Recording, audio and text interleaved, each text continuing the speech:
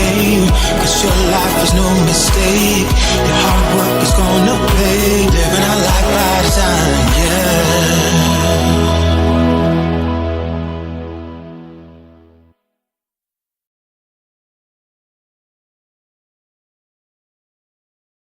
We are just a few days away from what we have known to be and know to be a new year. I'm here to tell you that you must be intentional in what it is you endeavor to be and do in this new year. You need a plan. You need to plan carefully. And this is why we're here. This last Sunday in 2025, we want to make sure you have the tools you need to execute appropriately for the new year. So we're still talking about accessing your inheritance. But we're going to give you some steps today that will help you transition into the new year with the right attitude and the right mind. Romans chapter 12 and 2. Do not conform to the patterns of this world, but be transformed by the renewing of your mind. Now, this word pattern, of course, speaks about a system that is designed to keep you bound. Do not conform, be obedient to the system. Isn't it interesting? Don't be obedient to this system, but be transformed by the renewing of your mind. Then you will be able to test and prove what God's will is. Now, I'm going to tell you, that's a scary notion, especially for those of you that are in religion, because you never knew that God wants you to test.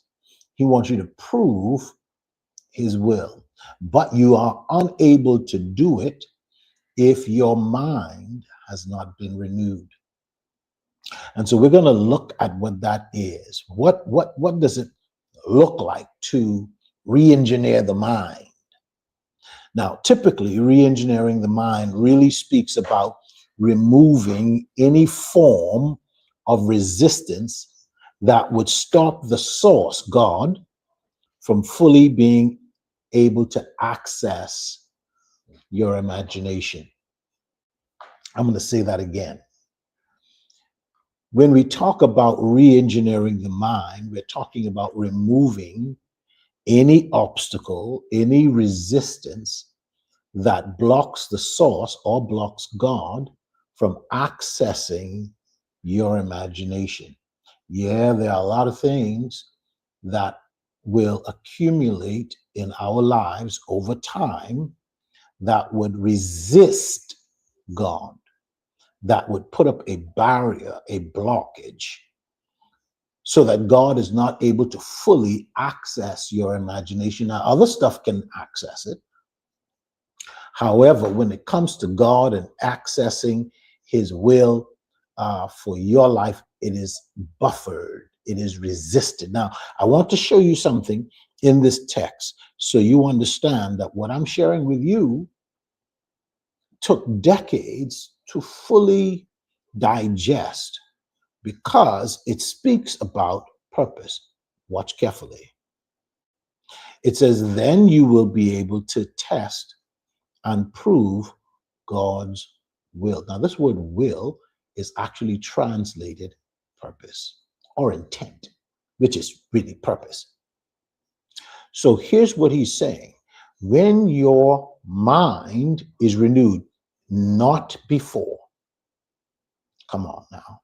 Now, you can't say your mind is renewed and you're still hateful, unforgiving.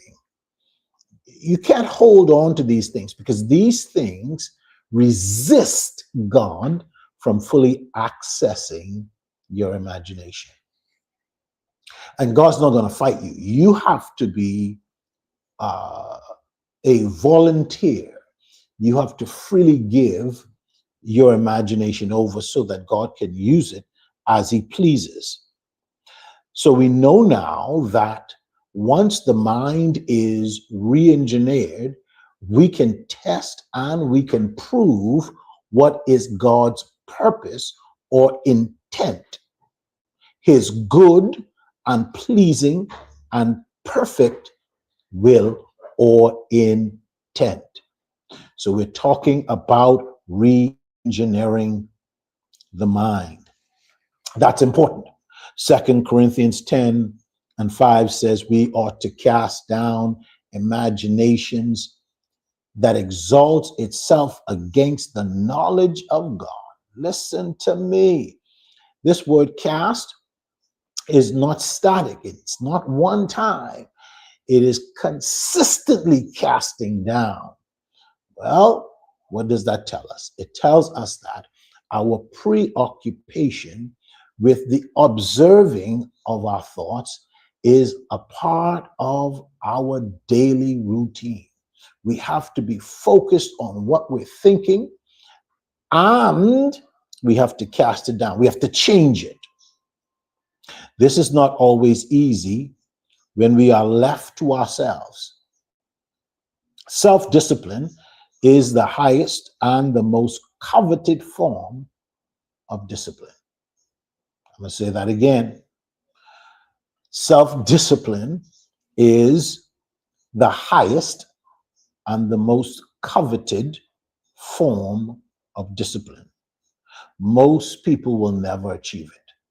Now, that's sad to say, but the truth is there are those who do not see discipline as a part of their journey. They want to do what they want to do, how they want to do it, and when they want to do it.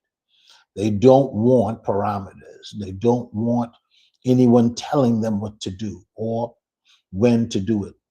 Or even if they can do it, they want to have free reign. And I'm telling you, that's not how life is designed. It is designed by God for you and I to have parameters in our lives so that we can effectively execute the purpose of God for our lives. So you need pastors. You need pastors. Yes, you do. Yes, you do. Yes, you do. Contraire, mon frère, you need pastors. You need persons in your lives like a coach, a mentor, and sometimes the pastor can embody all of this. But what they do is they help to guide you. Now, here's one of the things I should have said to you last time, and I've learned this over the years. This is 40 years now. This isn't a 2 years, 10 years, 3 years. This is 4 years of experience speaking. Sometimes the pastor's imperfection is the discipline you need, because God is teaching you how to, hear me carefully, bypass the humanness, the arm of flesh, and trust him. Because a lot of times our flesh becomes triggered whenever we are in a place where we think everything is fine. But I'm telling you, what is going to happen while you are being submitted is that you're being molded. You're being developed for the course you've been called for. When you are left to yourself, your own devices, the enemy entices you. When you are left to yourself, the enemy entices you and he seduces you. He causes you to become, watch me carefully, in love with your own thoughts, in love with your own behavior. Nobody else is nothing can penetrate that. This is dangerous, folks. So I want you to pay attention. You must start your new year right. We said that purpose, or the purpose of the imagination, is to reveal the source. And we know God is the source. He is our Father. This word Father is really referring to the source, right?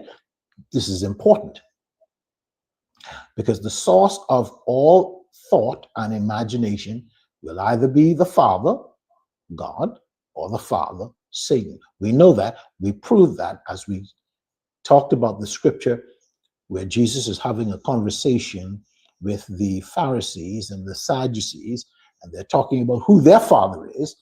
And Jesus ends up just coming out and saying, your father is the devil, and your desire is to fulfill his will.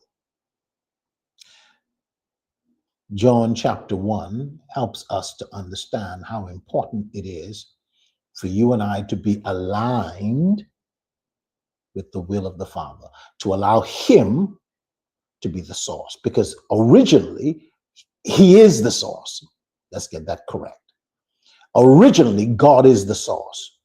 John chapter 1 starts out by saying, in the beginning was the Word, and the Word was with God, and the Word was God. And it drops down and it says, and the Word became flesh. This word is the word idea or thought. These cannot be ignored, folks. Cannot be ignored. Jesus literally shows us how everything came to be. Jesus is God's thoughts in flesh. He says it. He says, I can't do anything unless the Father does it. Now, either we understand that or we don't. There was an interesting story in John chapter 4 and 34 where Jesus is at the well having a conversation with this lady. And that's a whole story in and of itself.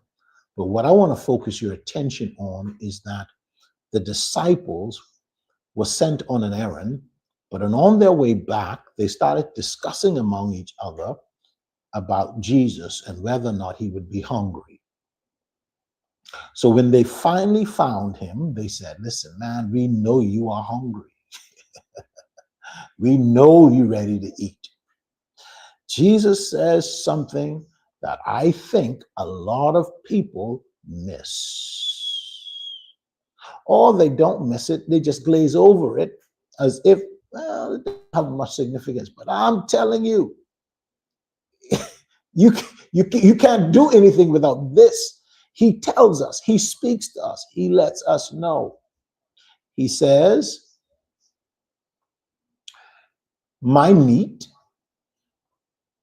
my food is to do the will of the Father. Now, here's what's interesting. Do you remember what we just read earlier in Romans 12, where it says, when your mind is transformed, you will be able to test and prove the will of the Father. We said this word will means purpose or intent.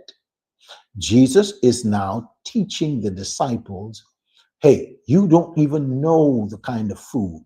He's literally telling them, you ain't there yet. Because if you were there, you would truly understand that your food, your substance, the thing that nourishes you, is to do the will of the Father. Wait a minute. What is that word will? Purpose. That's what he's talking about. Listen to me very carefully. Purpose needs purpose to exist. Purpose is the food of purposeful people. Hear me carefully. Purpose is the food of purposeful people.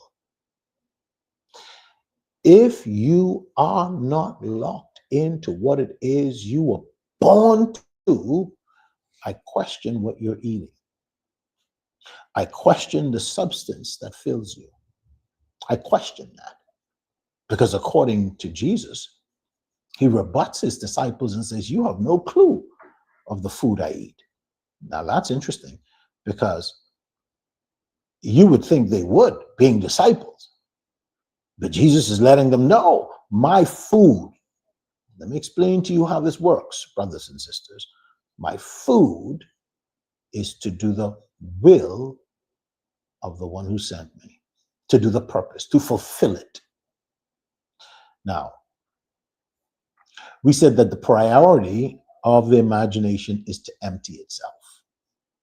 Jesus makes it clear as he's on the cross. He says, it is finished. What's finished? The thing that I was born to do in its entirety, because I am the mind of God. I come in the volume of the book. So I can tell you my time here is over because I've completed the task. Most people cannot say that. The late, great Dr. Miles Monroe would say that the graveyard is the wealthiest place on the planet.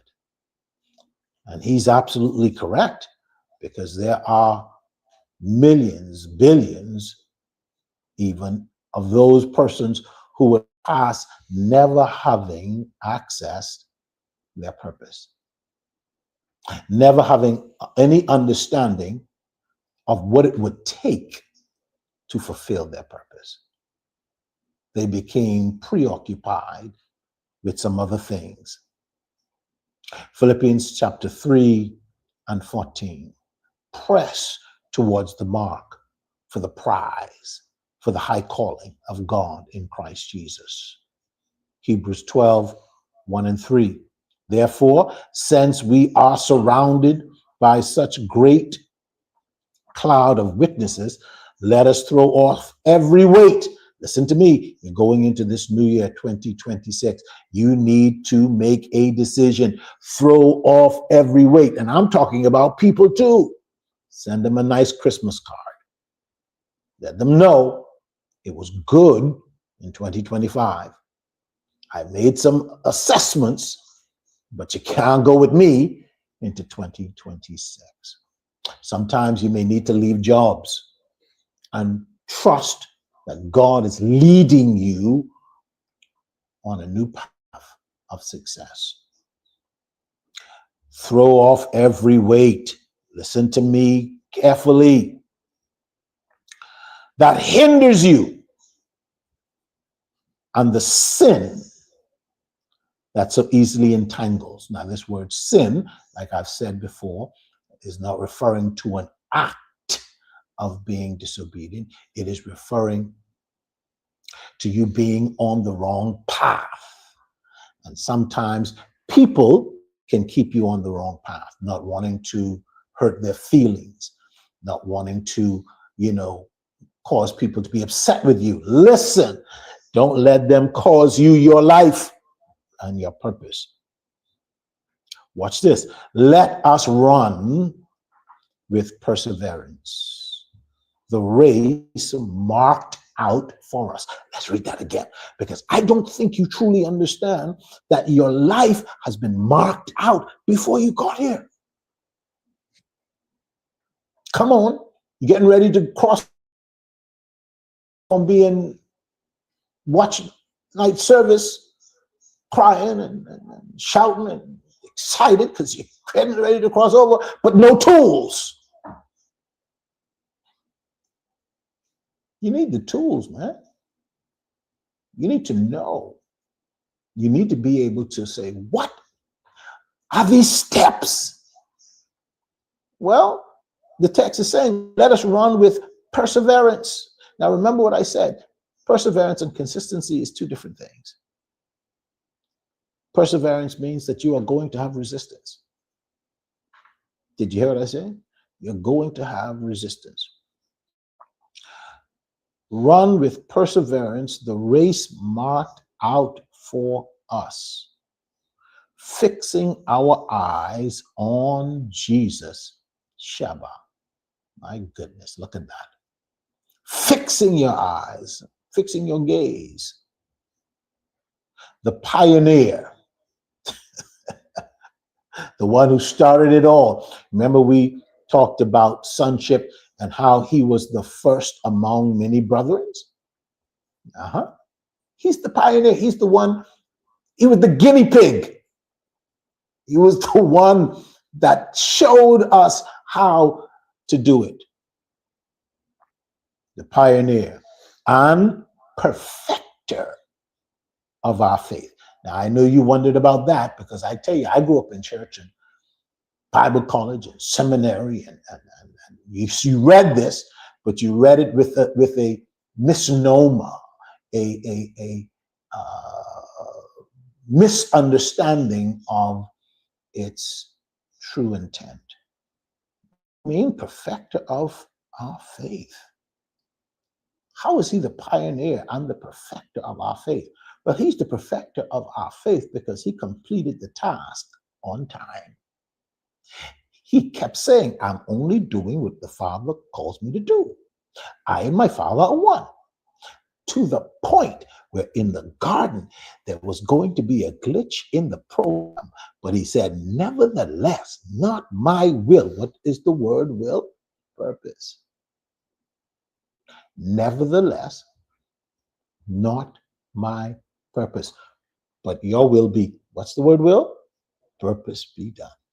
Wait a minute. He perfected it. How?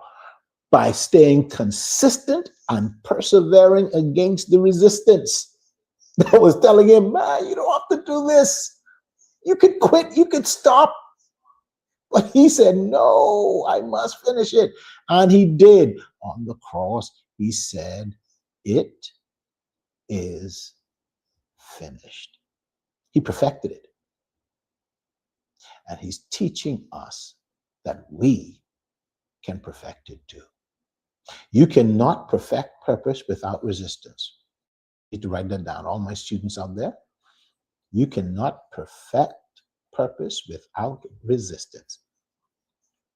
Listen carefully now. The imagination is only as effective as one's purpose realized. You cannot, listen carefully, be effective in your purpose unless you realize what it is. Purpose is not discovered. Write that down. That's important. Purpose is not discovered. Oh, I found what I'm supposed to do. No. What you're supposed to do has always been with you. You realize what your purpose is now. You are awakened to it. You become conscious of it. It's always been there. And I'm going to show you what stops us from truly realizing or coming into the consciousness of our purpose. There are three things. There's more, but I'm only going to name three today. Write them down. These are the three things that takes you away from true consciousness of your purpose. One, other people's success. Sometimes we become preoccupied with other people and we judge ourselves according to that. We look at how well someone is doing. We look at how well someone looks. We look at how well someone is being praised and the people love them and they seem to always be in the limelight. And then we look at ourselves and we're small and insignificant. You're wasting time. This stops you from realizing your purpose. Number two, your perceived failures. Every time you look at your failure and see it as a deficit, you are losing. Your failure is never a deficit. It is always your asset. In fact, in my book, and I'm going to show you again, you need to get it. We have a new one, a new edition coming, and you need to go ahead and order this book. I'm telling you. In the book, I say failure is simply showing you that success is possible. Failure simply shows you that success is possible. I can remember as a young boy uh, of 12 and 13 not being able to read or read well. Hear me carefully. Hear me carefully. Could not read. Sip a cup of coffee on that one. Some persons took interest in me, sat me down every week, and took me through the fundamentals. And I fell in love with reading. Years later, 10 books. Your failures are not your deficit.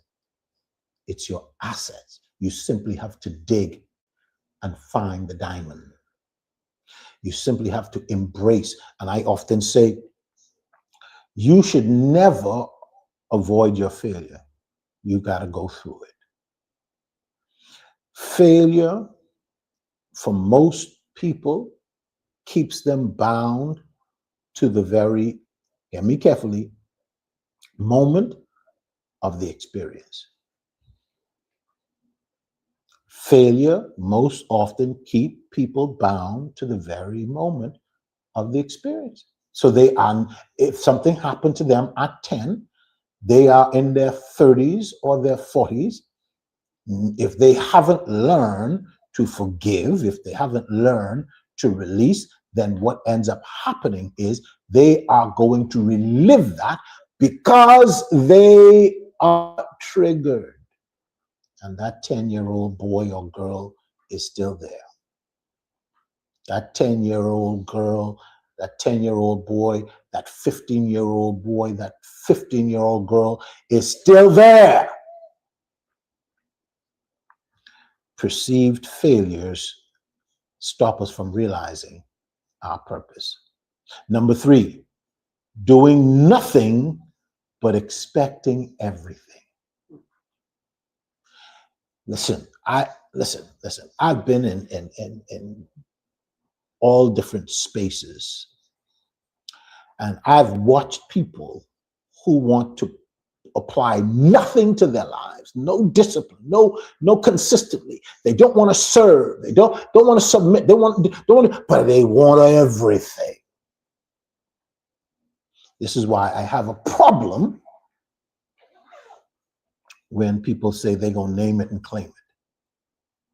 Yeah, you're going to name it and claim it, and you can't even manage what you got. How are you going to name? You don't even have a vision for your life, and you're not disciplined at it. Again, in my book, I quote this, drafted this saying rather. When you've done nothing all your life, doing something will always seem like too much. I'm going to say it again. When you've done nothing all your life, doing something will always seem like too much. Make no mistake, hear me carefully. As you pursue your purpose, Satan also has purpose for you too. Make no mistakes. Now, John chapter 3 and 34. Again, they want to bring food to Jesus. We got to deal with this. But Jesus says, my food is to do the will of him who sent me and to finish it. Shabbat. Well, if you don't know what your purpose is, what in the heck are you doing? So that's the question.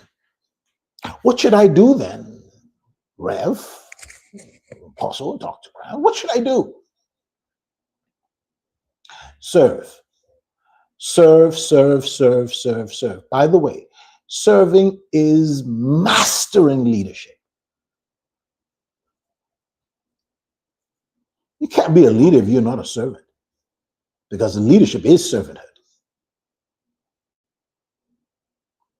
Leadership is servanthood. Don't, you know. Okay. Find a church, a pastor that you can sit under and serve in any capacity in the church. Something that is going to keep you consistent, something that you enjoy, something that you can put yourself into. If you're at the job and the boss wants a cup of coffee, don't wait for him to ask or her to ask, hey, chief, would you like a cup of coffee? Would you like something? Practice serving. Notice I said purpose needs purpose to exist. Here's what we're saying when we say that. You are a purposeful person. You've come to the understanding that your purpose is actually to serve whatever it is to humanity. Well, you need to be connected to purposeful people and purposeful things. It doesn't exist any other way. Purpose can only fulfill purpose. So you must master this art of serving. Get up around your house, clean up and find projects. I got so much projects going on around my house, man. I can't, listen. But I'm excited. And here's what I've learned about purpose. Purpose guarantees vision.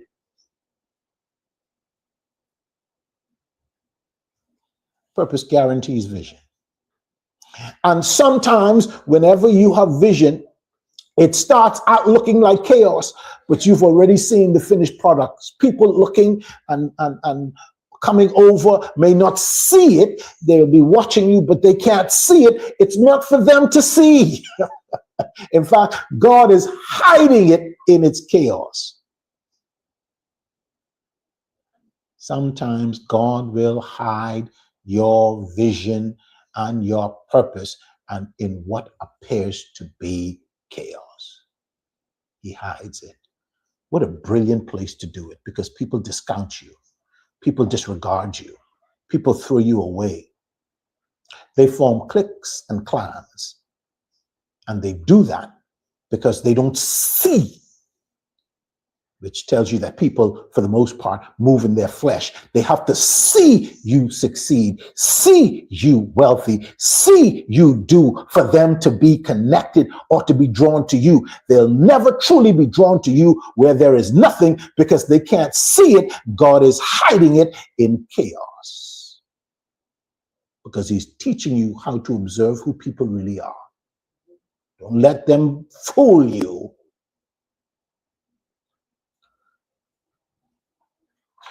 When the imagination is formulated between people of like mind, purposeful people, a divine synergy called unity takes place.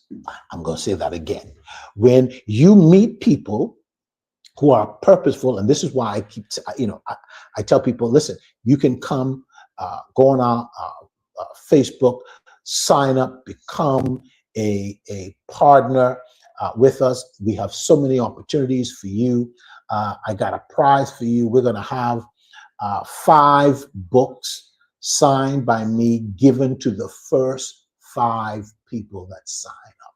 Now I'm letting the cat out of the bag, so you want to sign up with that.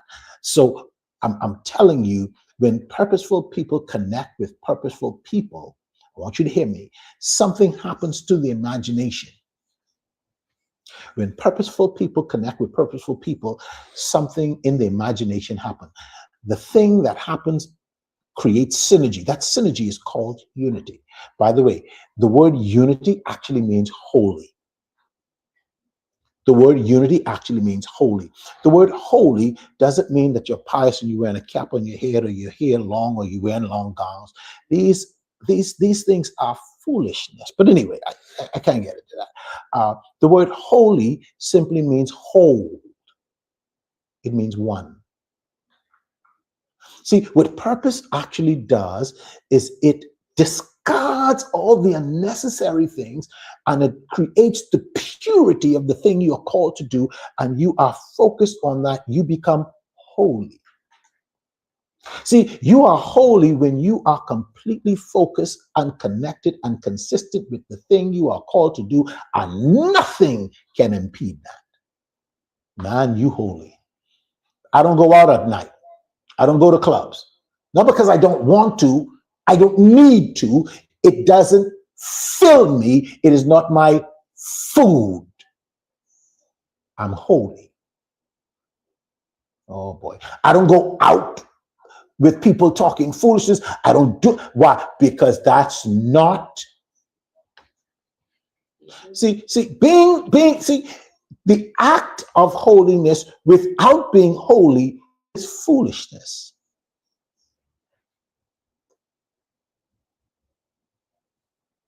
Because the word holy means to be one.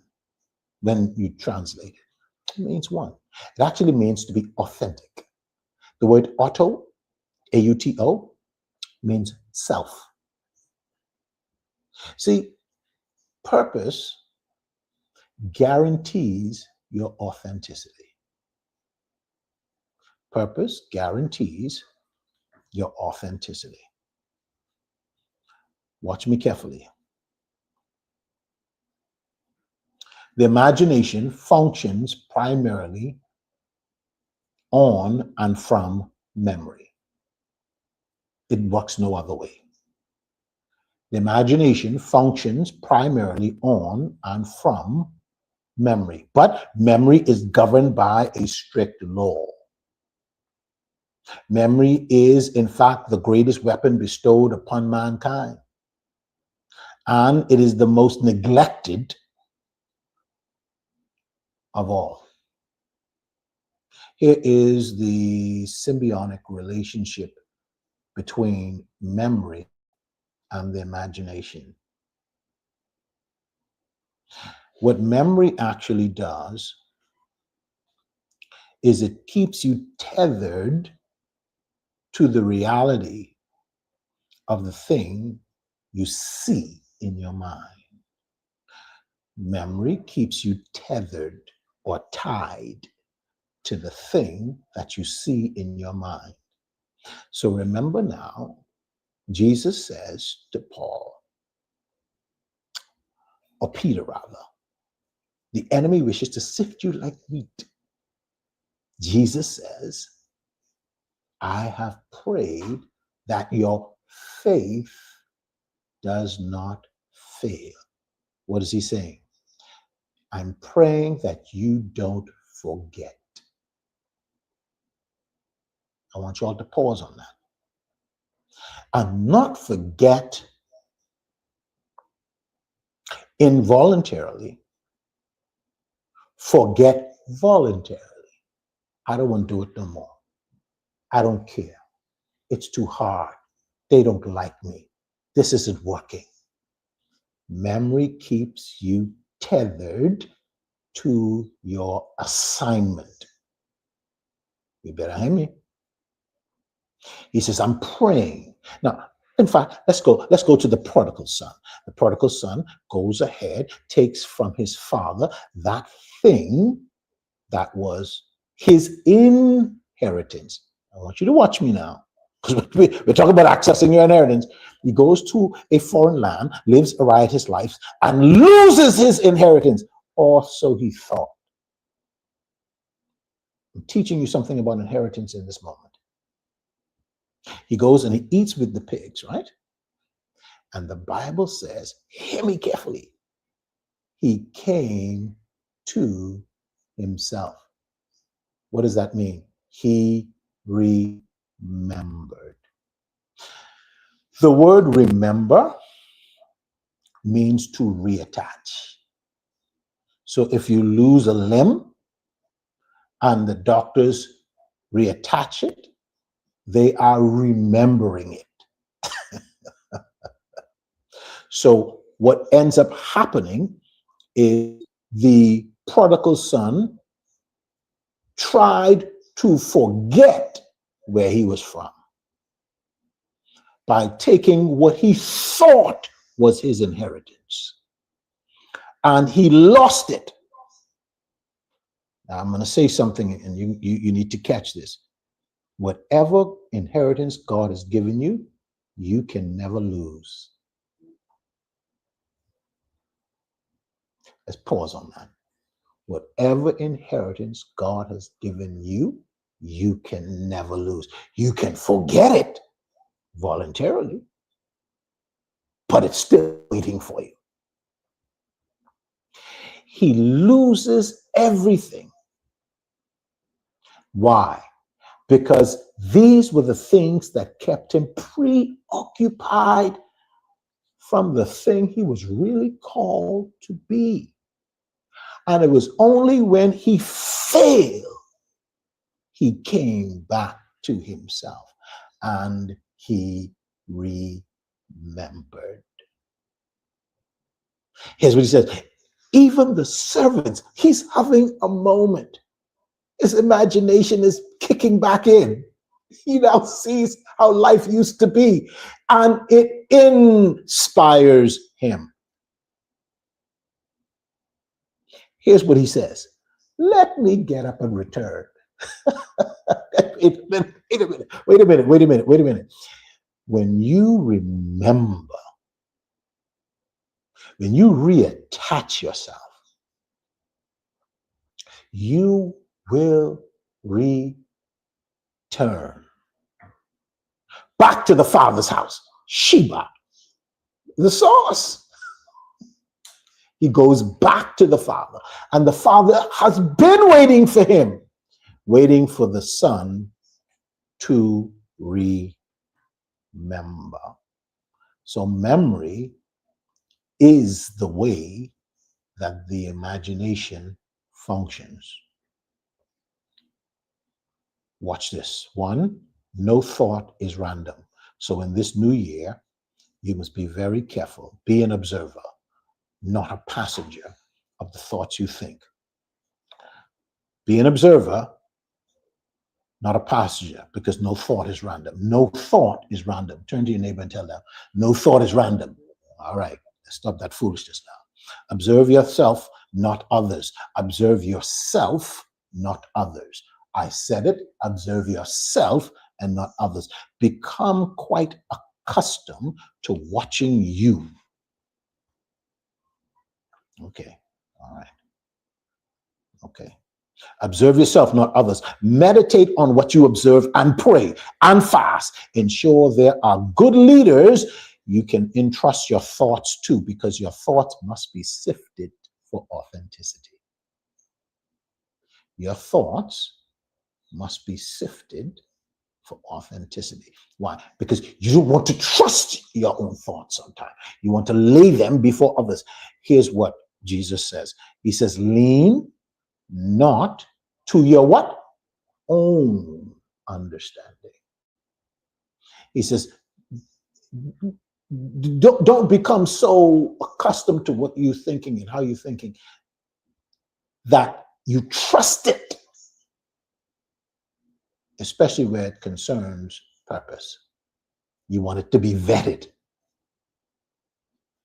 I had a situation earlier this year, and I was going to make this decision. So I said, before I make this decision, let me go and sit down with someone that I trust. I've known this individual for years. He's a senior person. And I thought, man, this would be a terrific time to sit with him and talk. And so I went and I sat down with him and we had this conversation. And he said some things to me. He said, well, 3 things are going to be true. He said, 1, God's will actually speak to you directly and tell you. 2, or he will use someone to come and confirm that. Or 3, he'll visit you in a dream and confirm that. I mean, it seems simple enough, but when it comes from vetted individuals, it's powerful. What did I do? I was getting it vetted. I showed him what I wanted to do. But he said, here's what you got to, he said, you got to give time to this. Man, 2 days later,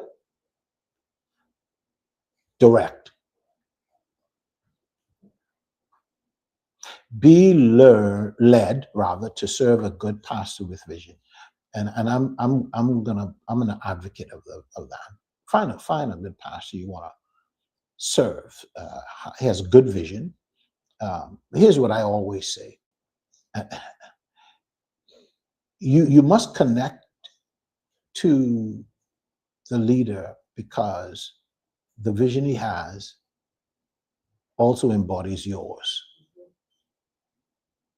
See, you can't just say, and you got to look at it holistically. What is it doing? Like for us, I mean, we're not a normal church, ecclesia by any stretch of the imagination, right? But you know, we're building a university. We're building a facility where family training and development will take place.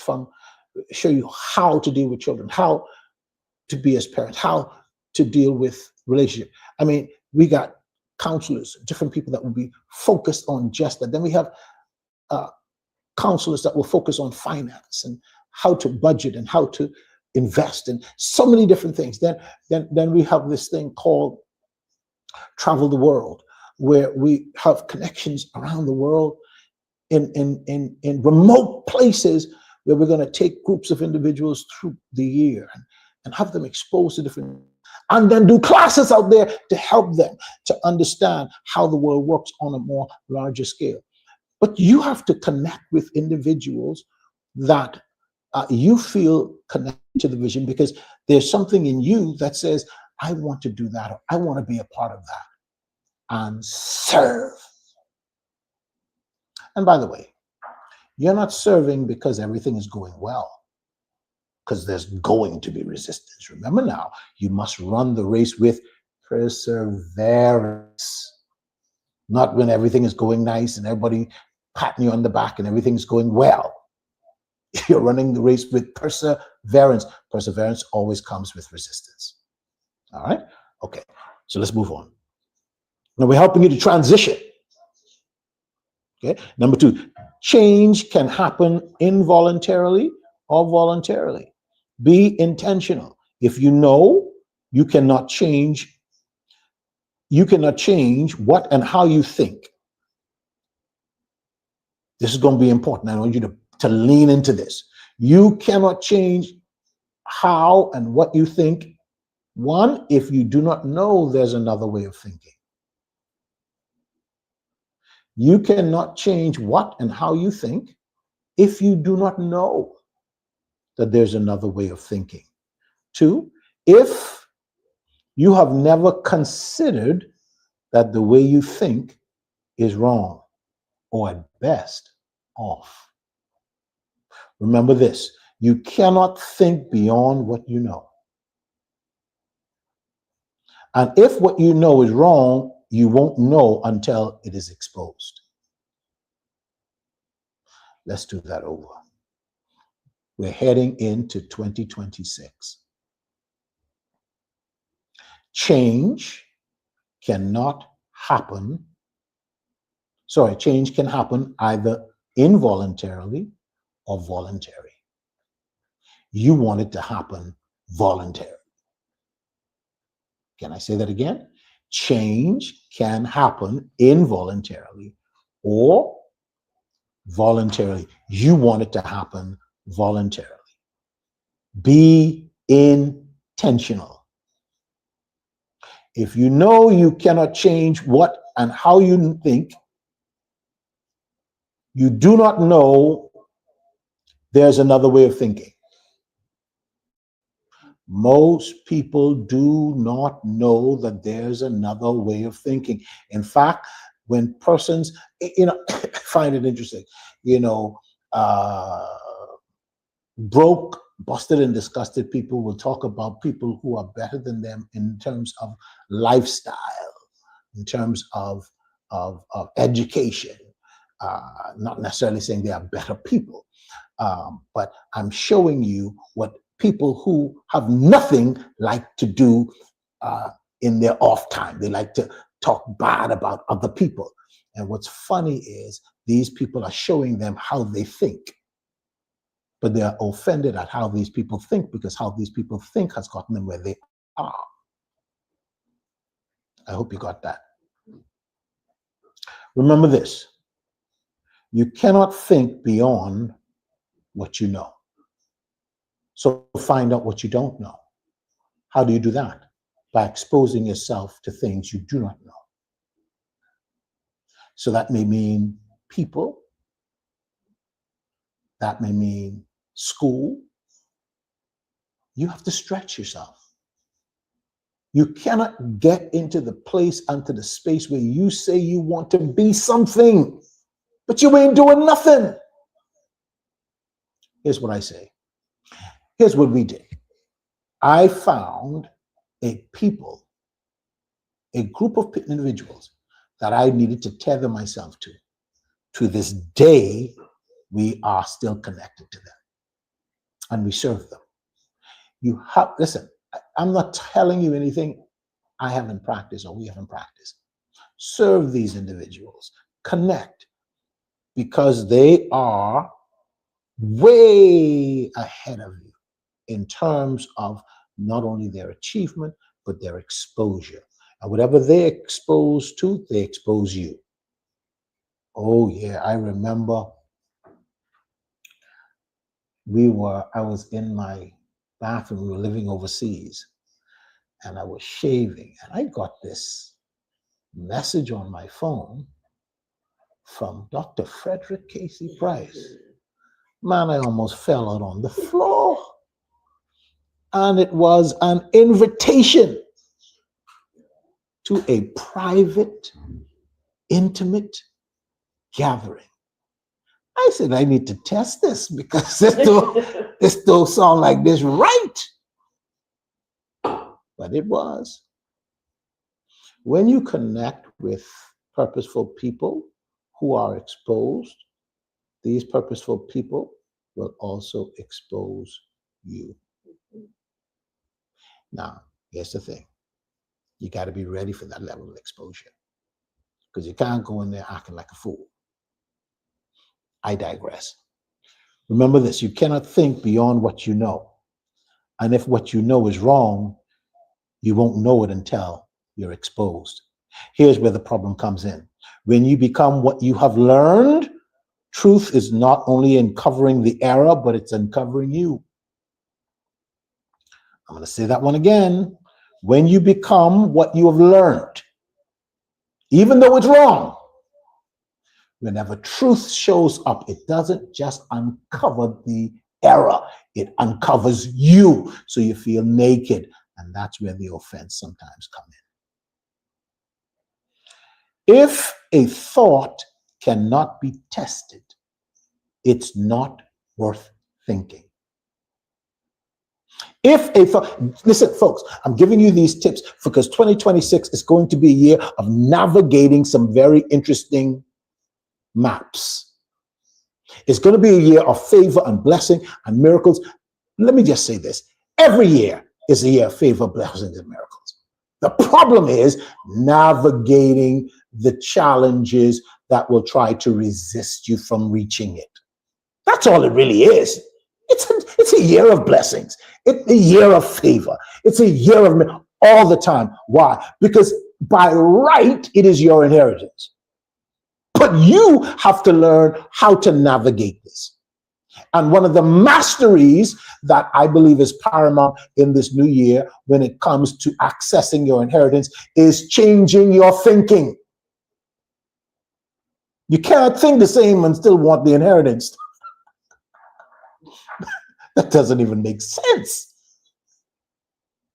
And listen, change happens either involuntary or voluntarily.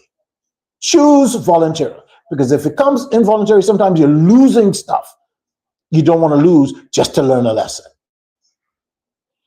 If your thought cannot be tested, it's not worth thinking. Find and submit to a pastor, coach, or mentor. You notice that I will always say this. These are important because you cannot walk this road alone. Watch this.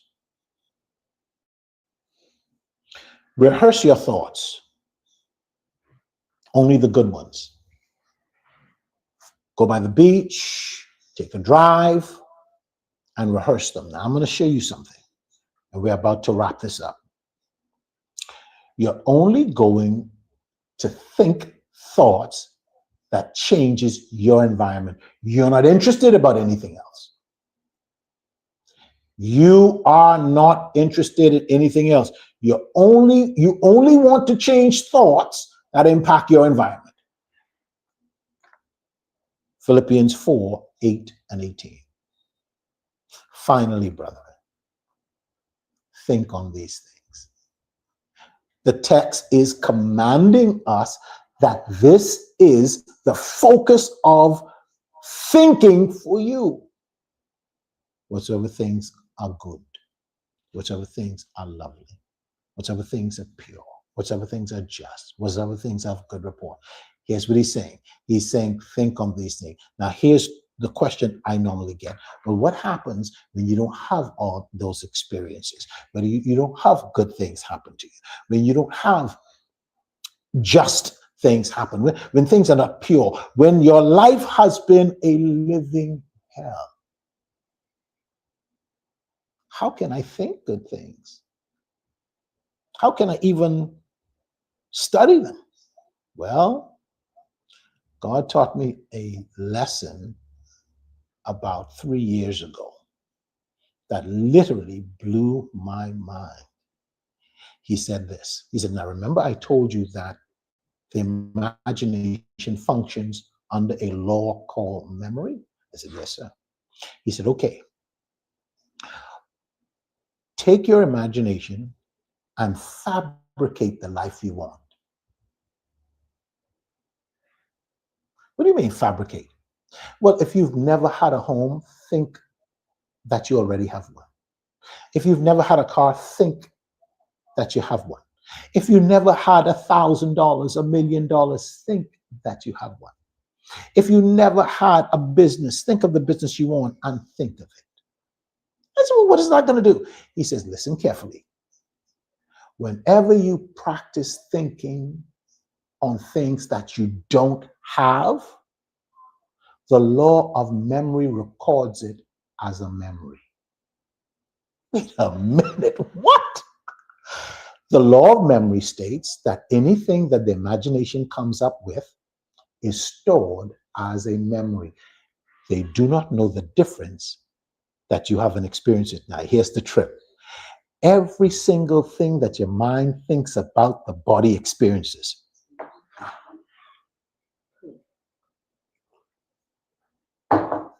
I'm going to say that again. Every single thing that the mind thinks about, the body experiences. So you have experienced having the house. Here's the problem. You need to go and take a look at some pictures of what you would like. Blow it up. Cars, houses, the body you want for this year, and put it up around your bedroom. Let your mind conceive it, give birth to it. Finally, brethren, think on these things. What am I teaching you for 2026? I'm teaching you to re-engineer your mind. Go by the beach, lay back, see the house you want. See it. Listen to me.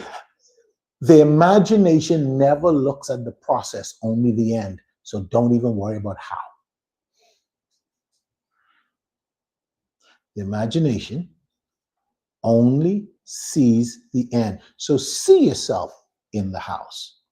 See yourself baking. See yourself inviting me over for Christmas and baking some banana pudding and some.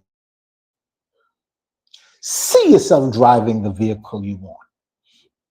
Excuse me, when I was in Bible college, we went and we got pictures of the Ford Expedition. which was big back then, right? Posted it over my dorm room. 2 weeks later, in World Harvest Church, Lord Parsley stands up on the pulpit, dangling a pair of keys, and he says, "Where's Dwight?" I come running down the aisle. He hands me the keys to a brand new Ford Expedition. This is what I'm going to say. You hold the key to accessing your inheritance. Nobody's going to give it to you. You got to go get it. Nobody's going to give this to you. So here's what you got to do. What do you need? What do you want? See it and practice thinking on it. By the way, Philippians 4:18. Let me make sure I get the right scripture here. I'm going to show you something. Philippians 4:8-18. It starts out by saying, "Finally, brethren, whatsoever things are pure, whatsoever things are good, better." It's telling you something. You know what the text is actually saying? You should spend your time preoccupied with meditating on thoughts only. If I were you, I couldn't wait to get home to get into my bed. Shut off everything. If you got children, give yourself 5 minutes in the bathroom or outside in the back of your yard and practice. My time is gone. But I'm telling you, your life is going to change dramatically in 2026. Like, share, follow. See you on the other side.